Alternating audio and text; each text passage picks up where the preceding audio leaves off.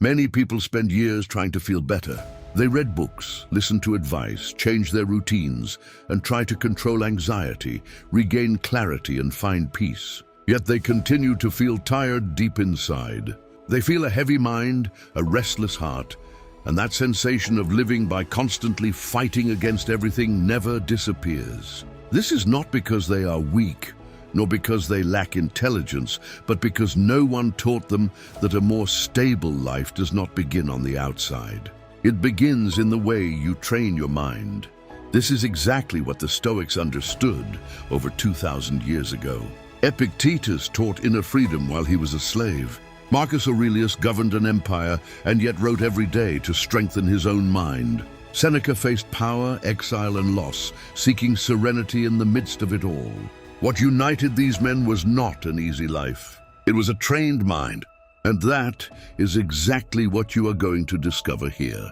Not abstract theories or empty promises, but 10 Stoic habits that can change the way you think, react, and face life. These are habits that help you stop wasting energy on what you cannot control, regain clarity in the midst of excess, act with greater firmness, endure pain better, and live with more presence, direction, and inner strength. Because deep down, your peace does not depend on a world without problems. It depends on the person you are becoming in the face of them. If you practice what you hear here consistently, something begins to change. First in your way of thinking, then in your way of acting, and then, almost without realizing it, in your entire life. Stay until the end, because these habits do not just serve to inspire you for a few minutes. They serve to transform you from within. Habit 1. Separate what depends on you from what does not. Epictetus began his teachings with an idea that seems simple but can take a lifetime to truly understand. He said, "Some things are up to us and others are not. Under your control are your opinions, choices, impulses, and desires. But the body, reputation, social position, wealth, and the behavior of other people are often not." This distinction seems small, but when you start looking at your own life with honesty, you notice something uncomfortable. A large part of human suffering is born exactly from the confusion between these two things. We spend an enormous amount of energy trying to control what was never in our hands. Think calmly. How many times do you waste time imagining what others think of you? How many times does your mood change because of a message that doesn't arrive? An attitude you wish were different, or something someone did or didn't do. Without realizing it, you start fighting against things that simply do not obey your will. You try to control traffic, you try to control the past, you try to control the decisions of others. You try to control scenarios that exist only in your imagination. Meanwhile, the only thing that could actually change your experience of life, the way you respond, ends up being neglected. This is why so many people live emotionally exhausted. Not because life is always unbearable, but because they are fighting battles they could never win. The Stoics understood this over 2,000 years ago. They understood that inner freedom begins when you stop trying to govern what was never under your dominion. This is the first habit that changes everything. Before reacting, before worrying, before letting something invade your mind, ask a simple question. Does this depend on me? If the answer is yes, then act. Take responsibility and do what is within your reach with clarity and courage. But if the answer is no, then let go, not with bitter indifference, but with intelligence. Because spending energy trying to control the uncontrollable is like trying to hold back the rain with your hands. You only exhaust yourself, but nothing changes. When you truly understand this, your energy stops scattering in 1,000 directions. It returns to where it actually produces results, your choices, your attitudes, and your posture toward life. This is not passivity. It is acting with precision. It is stopping the act of shooting arrows in the dark and starting to aim exactly where there is a target. Try practicing this for a few days. Pay attention to your worries, your reactions, and the thoughts that occupy your mind. You will likely notice something surprising. A large part of the tension you carry comes from things that were never under your command. When this separation becomes clear, the change is immediate. You feel your mind lighter, your decisions become firmer, and your energy returns to where it should have always been, in your hands. Because the moment you learn to distinguish what depends on you, you recover something many people have lost without realizing it, the power to lead their own lives. Habit 2. Practice negative visualization at first glance. This idea may seem strange. For years, we have been taught that thinking about difficult possibilities is negative, as if looking at loss were dangerous. But the Stoics discovered something profoundly human. We only perceive the true value of things when we remind ourselves they are not guaranteed. This exercise became known as negative visualization, and despite its name, it was not created to generate fear, but to awaken consciousness. The idea is simple. From time to time, stop for a moment and imagine that something which is part of your life today might no longer be there. Not in a dramatic or obsessive way, but only as a brief moment of lucidity. Think that the person you love may one day no longer be by your side, that the job which today seems stable could end, that the health allowing you to walk, breathe, and move freely could change. This is not to create anguish. It is to awaken your perception, because human beings get used to things too quickly. We are machines of adaptation. Something wonderful happens. You obtain something important. And shortly after, what previously seemed like a gift begins to be treated as common. The house that was once a dream becomes simply the house. The relationship that seemed like a miracle becomes a routine. The health that sustains all your days goes unnoticed. And when something ceases to be perceived as a gift, it begins to be treated as guaranteed. That is the moment when the mind becomes ungrateful without even realizing it. Seneca left a powerful reflection on this. He reminded us that many of the things that are part of your life today were once a motive for desire or prayer. There was a time when you wanted exactly what you treat today as normal. Stop for a moment and reflect with honesty. How many things that seem ordinary today were once deeply desired at some point in your life? This question changes the way you look at the present. Because when you imagine that you could lose something, you begin to see the value that was hidden by routine. When you remember that this person may not be there forever, you listen with more attention. When you remember that your health is not eternal, every step takes on meaning. When you understand that nothing is guaranteed, even the simple moments start to carry weight. This is not pessimism, it is acting with lucidity. The Stoics knew that those who live as if everything were permanent end up living distracted. But those who remind themselves that everything is temporary begin to live with presence. This is why they practice this exercise as a training of consciousness. Every morning, think of 3 things that are part of your life today and that could at some point cease to exist. Do not do this with anguish. Do it with respect for life. Look at these things for what they truly are, gifts. Because when you learn to see the value of what you already have, something powerful happens inside you. Complaining loses its space, gratitude appears, and suddenly the life that previously seemed ordinary begins to reveal the richness that has always been there. That is the true goal of negative visualization, not to teach you to fear loss, but to teach you to deeply value what is already in your hands. When you begin to live this way, you stop waiting for life to bring more in order to feel grateful.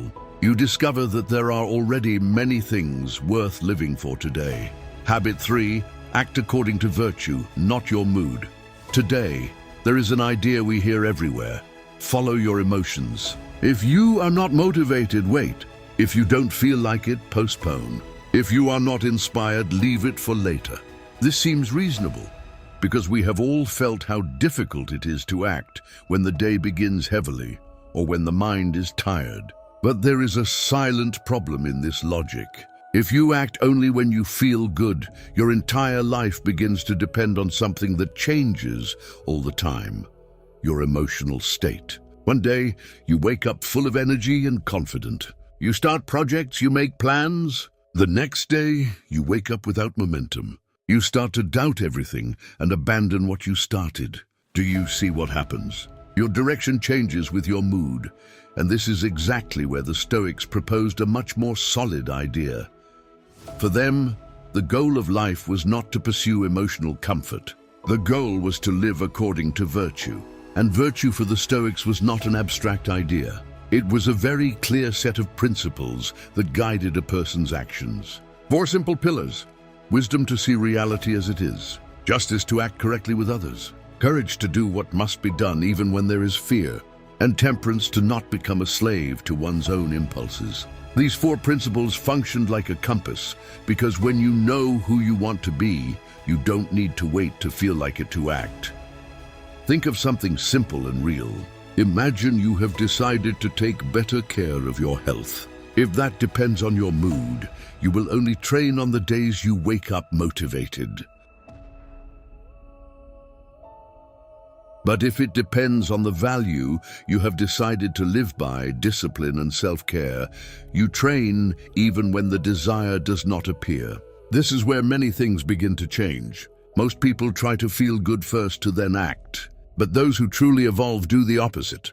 They act correctly first and let the mood adjust afterward. Marcus Aurelius wrote something powerful in his journal. He told himself, "When you wake up in the morning, remember you have a job to perform as a human being." Notice the strength of that. He didn't write, "Wait to feel motivated." He wrote, "Get up and do what is right." Marcus Aurelius was the emperor of Rome. He faced wars, political crises, and epidemics. Despite that, he reminded himself of something simple. Fulfilling his duty does not depend on his mood. This idea completely changes the way you live. When your actions depend on your emotional state, you live pulled from one side to the other by your own biology. But when your actions are guided by values, you become stable. You begin to act with consistency, and you notice something profoundly liberating. You don't need to feel perfect to act correctly. You only need to decide who you want to be. Perhaps this is one of the most powerful questions you can ask yourself every morning. How do I want to act today, independently of what I feel? When this question begins to guide your decisions, you stop living in reaction to your feelings, and you start living according to what you believe in. That is when a silent form of freedom appears. The freedom to act correctly even when the day is difficult. The freedom to continue even when motivation disappears. And little by little you notice something that few people truly understand. Discipline is not motivation. Discipline is identity. When you decide to live with wisdom, justice, courage, and temperance, your actions cease to be a reflection of your mood. They become a reflection of your character. And when that happens, your life gains something that almost nothing can overturn: a direction. Habit 4. Meditate on death among all Stoic practices. This is perhaps the one that causes the most discomfort. Thinking about death can seem heavy, something we should avoid. But the Stoics did not see death as something dark, but as a tool for lucidity. Memento mori simply means remember that you will die, not as a threat or a reason to be afraid, but as a powerful reminder that the time you have been given is limited and, for that very reason, precious. When this truth truly enters your consciousness, something changes rapidly. Your priorities reorganize. The trivial argument that seemed so important fades. The resentment you were carrying starts to seem like an unnecessary burden. Because when you realize that time is finite, you begin to see with clarity what truly deserves your energy. Marcus Aurelius often wrote about death in his meditations, not to sadden himself, but to keep his mind lucid. He reminded himself that even the great emperors, generals, and powerful figures of the past ended in the same way: dust and oblivion. And then he asked himself a direct question. If even they have disappeared, what justifies wasting so much time with trivial things? This reflection has a liberating effect. When you accept that time is limited, you stop living as if you had an eternity ahead of you. You stop postponing important conversations. You stop waiting for the perfect moment that may never come. You find the courage to say what needs to be said, to show what you feel, and to act in the direction of the life you actually want to live. And perhaps most importantly, you begin to protect your time with more care, because by understanding that your existence is limited, wasting an entire morning trapped in grudges, empty worry, or useless comparisons begins to seem much too expensive. This habit is simple to put into practice once a day. For a few minutes, remind yourself that you are mortal. Remind yourself that this day, this conversation, this opportunity before you are not infinite. Do not do this to paralyze yourself. Do it to wake yourself up. Because when you deeply understand that time is limited, you begin to live more deliberately. You choose better where to place your energy. You value the people who truly matter more. You act more. You procrastinate less. And that is exactly the turning point the Stoics wanted to provoke. Thinking about death does not diminish life. Thinking about death puts life back in its proper place. Memento mori. Remember that you will die, and for that very reason, decide to live in a way that gives value to time. Habit 5. Control judgment. Not the facts. Epictetus left an idea so simple that when you truly understand it, you begin to see life with different eyes. He wrote, "It is not things that disturb us, but the opinions we have about them." This phrase describes something very concrete in life. Imagine two people who lose their job on the same day. One spends months trapped in a sense of failure, begins to believe they have lost their value, and feels that their life has derailed. The other feels the impact, of course, but after a few days begins to ask, "What can I build from this?" The fact was the same. The initial pain was the same. What changed was the interpretation. The same thing happens with criticism. One person spends days ruminating over every word, imagining judgments and creating stories in their own head. Another listens, separates what can serve as a lesson, discards the rest, and keeps moving forward. The words were the same. The judgment was different. The Stoics perceived something powerful in the human mind. Between what happens and your reaction, there exists a small space, and in that space dwells your freedom. When you do not perceive this space, you live by reacting automatically. Every frustration becomes revolt. Every criticism becomes offense. Every delay seems like a disaster. But when you begin to see this interval, you stop reacting by impulse and you start responding with awareness. This does not mean pretending that pain does not exist. Disappointments exist. Frustrations exist. What changes is the meaning you give to them. That is why the central habit here is to develop a pause. When something touches you emotionally, ask yourself a simple question before reacting. Am I seeing this situation with clarity, or am I magnifying the problem in my head? Another powerful question is, how would a wise person see this? These questions seem small, but they make you think before the reaction. Viktor Frankl, a psychiatrist and survivor of Nazi concentration camps, described this same idea with impressive clarity. He wrote, "Between stimulus and response there is a space. In that space is our power to choose our response. In our response lies our growth and our freedom." Frankl discovered this in the most extreme conditions imaginable. Almost everything was taken from him, home, family, safety, but there remained something no one could take away: the freedom to choose his attitude toward what was happening. This idea restores something many people believe they have lost: inner control. Perhaps you cannot control everything that happens in your life. Problems appear, people disappoint, plans change. But you can always decide how to interpret what has happened. When you learn to control judgment, small problems stop dominating your day. Criticism stops defining who you are. Obstacles stop seeming like the end of the story. You start looking at every situation with more clarity, maturity, and strength. You then perceive something liberating. Peace is not born from control over the world. It is born from learning to govern one's own thought. That is the true training. It's not avoiding difficulties. It's not surrendering your mind to them. Because the moment you understand this, something changes inside you. You stop being someone who simply reacts to life, and you start becoming someone who decides how to live every situation encountered on their path. Habit 6. Live in the present. Only time belongs to us. Nothing else is actually ours. We do not control what has already passed, and we do not control everything that will yet come. The only territory where life actually happens is this moment right in front of you. And yet, most people live far away from it. One part of the mind remains trapped in the past, reliving errors, reconstructing conversations it would have liked to handle differently, and imagining paths it didn't take. The other part lives in the future, anticipating problems, trying to predict scenarios, and imagining everything that can go wrong. While this is happening, something important is lost. The only real moment of life passes without you truly being inside it. Think of how many times you have already experienced this. You are talking with someone, but your mind is trapped in something that happened yesterday. You are sitting at the table, but you are already worried about what might happen tomorrow.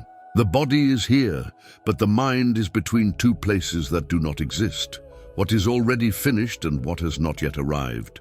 This habit carries a high price. When the mind lives in the past, it feeds regret. When it lives in the future, it feeds anxiety. And when it spends too much time in these two places, life begins to seem too heavy. The Stoics understood this over 2,000 years ago, but they treated the present in a very direct way. For them, it was not an abstract idea or a relaxation technique. It was a matter of logic. If the past is already finished and you cannot modify it, suffering because of it is continuing to fight in a battle that is already over. If the future has not yet arrived and maybe won't even happen the way you imagine, suffering because of it is paying in advance for problems that might never exist. Marcus Aurelius wrote in his journal a short phrase, almost like an order for himself: limit yourself to the present. This was not an invitation to relax. It was a reminder of power, because only in the present can you act. Only in the present can you choose. Only in the present can you change something. The past can teach, the future can guide, but only the present transforms. This is where this habit begins. When you notice that your mind is trapped in something that is already past or lost in something that hasn't even happened yet, pause and ask yourself with honesty, is my mind in the past or in the future? This simple question already brings you back here. You don't need to criticize yourself or fight your thoughts. Simply recognize it and return. The human mind is restless. It jumps from memory to memory, from worry to worry, without training. It runs in all directions. Training presence is learning to bring it back again and again to the only moment that truly exists. And when you start doing this, conversations become more real because you are truly listening. Decisions become clearer because your mind is not divided among 1,000 scenarios. And the small experiences of life regain their value because you are finally present to live them. Most people spend their entire lives distracted between yesterday and tomorrow. But life never happens in those places. It happens now. Because in the moment you are actually present, you are not trying to control everything. You are simply living. And living fully in the present is perhaps one of the most profound ways to recover your own life. Habit 7. Choose your environment with wisdom. Seneca was direct about something many people still underestimate. The people around you shape what you become. Whether you notice it or not, a part of what you think, believe, and do is born from the environment in which you live. Seneca summarized this in a simple and powerful way. Association shapes character. We are deeply social. The human brain has something called mirror neurons, a system that pushes us to reproduce behaviors we frequently see. This means that without realizing it, you start to copy the patterns of the people around you. You copy their level of ambition, the way they handle problems, the way they treat others, and little by little, you start to copy the way they look at their own lives. The most curious thing is that this happens almost without you noticing. No one consciously decides to imitate someone. But when you spend enough time in an environment, your mind starts to adjust to that pattern. This is why the Stoics were extremely attentive to the company they chose. They knew that the environment is one of the most powerful forces shaping human character. When you spend time with the people closest to you, what grows in your mind? The desire to improve or the desire to give up? Do you talk about ideas, projects, and possibilities? Or do you spend hours repeating complaints, judging others, and reinforcing the feeling that nothing is worthwhile? This difference seems small, but it changes the entire direction of a life. Imagine someone who lives every day with people who talk about responsibility, discipline, and construction. Now imagine someone who lives daily with complaints, criticism, and frustration.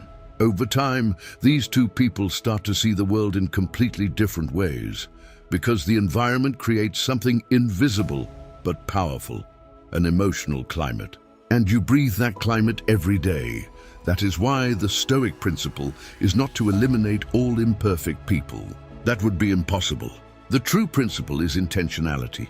This means consciously choosing where you place your time, attention, and energy. It means moving closer to people who challenge you to grow, people who awaken the best within you, and at the same time, learning to protect your mind from environments that pull you down. Marcus Aurelius reminded himself of something essential. The soul becomes dyed with the color of its thoughts. But there is a detail many people forget. The environment directly influences those thoughts. If you spend most of your time in places dominated by complaining, fear, and mediocrity, your mind starts to absorb that tone, not because you are weak, but because you are human. Seneca also warned against this when he spoke about crowds. He said that after spending too much time in environments dominated by vices and excess, he noticed something curious in himself. He became more inclined toward the same weaknesses he wanted to avoid. Not because his values had changed, but because environment is contagious. Therefore, choose with care where you place yourself. This does not mean distancing yourself from the world. It means not allowing just any environment to shape what you are becoming. Sometimes the most powerful change is not willpower, it is positioning. It is leaving an environment that weakens you and moving closer to one that strengthens the person you want to be. Spend more time with those who inspire you. Learn from those who have already traveled the path you want to follow. Protect your mind from environments that drain your energy, because in the end, the decisive question is not just who you want to become. The real question is this: does the environment in which you live today help or hinder that transformation? When you start answering this question with honesty, you stop treating your energy as something cheap, and you start treating it as what it truly is, a precious resource that decides the direction of your life. Habit 8. Selective indifference. There is a silent error that steals the energy of many people without them realizing it, reacting to everything. An opinion on social media, a comment at work, news made to provoke indignation, a comparison that appears without you noticing. None of this seems big when looked at in isolation, but when your mind responds to everything as if it were urgent, something inevitable happens.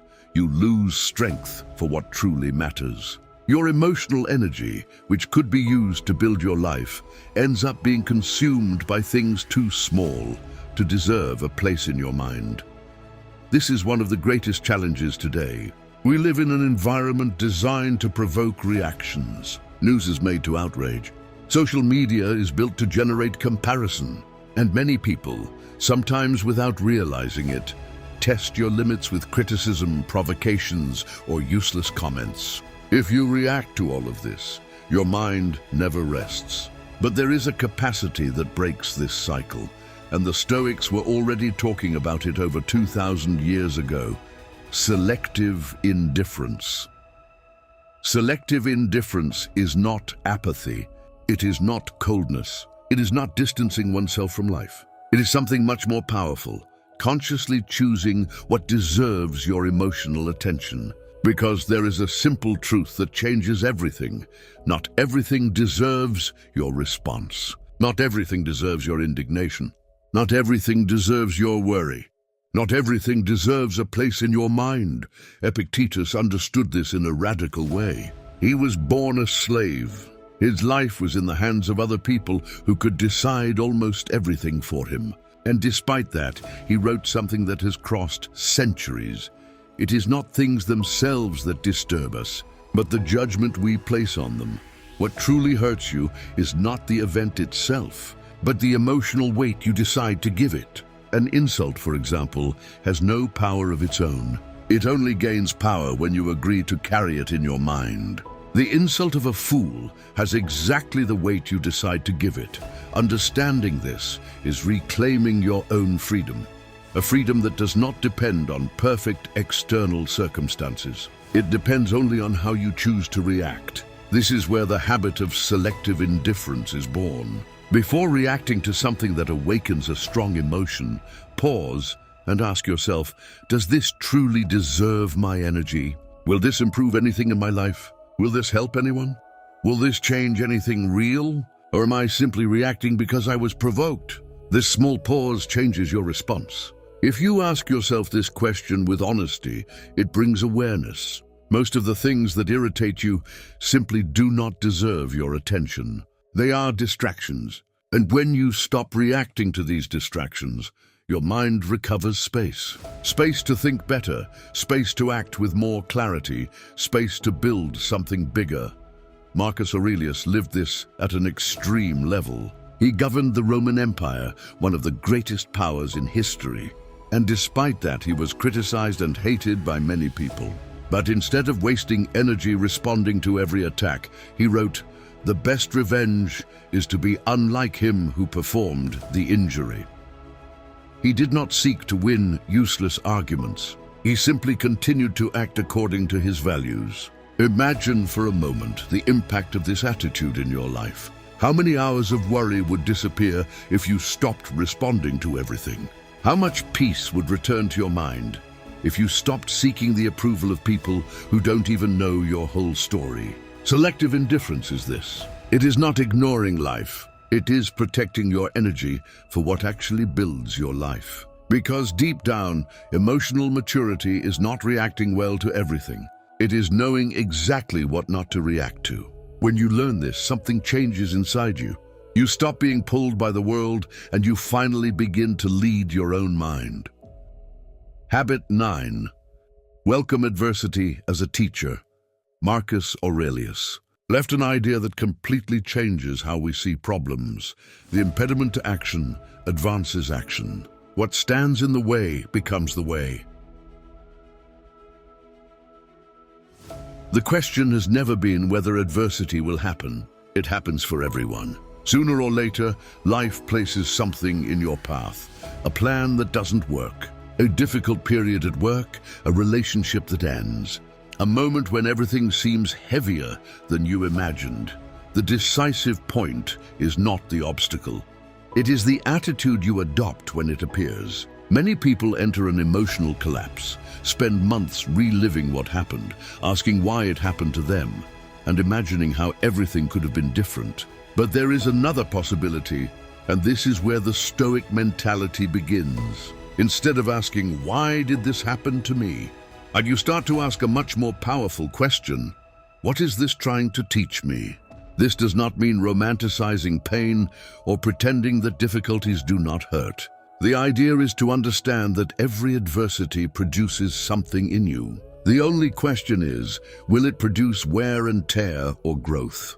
This is why the Stoics insisted so much on training the mind before adversity arrives. Because when difficulty appears, it does not reveal who you would like to be. It reveals who you have trained yourself to be. There is an ancient metaphor that explains this simply. Muscles only grow when they face resistance. Gold is only purified when it passes through fire. And human character only matures when it crosses real pressure. Seneca summarized this mentality in an extraordinary way. I do not ask God to deliver me from difficulties. I only ask for the strength to endure them. Notice the difference. This is not someone asking for an easy life. It is someone asking for the strength to grow through life. This is exactly where this habit is born. When something difficult happens, change the question. Instead of asking why this happened to me, ask what this can build in me. This shift doesn't eliminate the pain, but it completely changes the role of pain in your life. It ceases to be only suffering and begins to be raw material for growth. The wisest people you have met are rarely those who have had the easiest lives. They are almost always those who have crossed loss, pressure, failure, and difficult moments. But they did something different. They were not destroyed by adversity. They were sculpted by it. Perhaps that is exactly what life is trying to do with you right now. So remember the phrase of Marcus Aurelius, "What stands in the way does not prevent moving forward. What stands in the way becomes the way." Often, the moment that seems the most difficult in your life is precisely the point where you begin to become stronger than you have ever been before.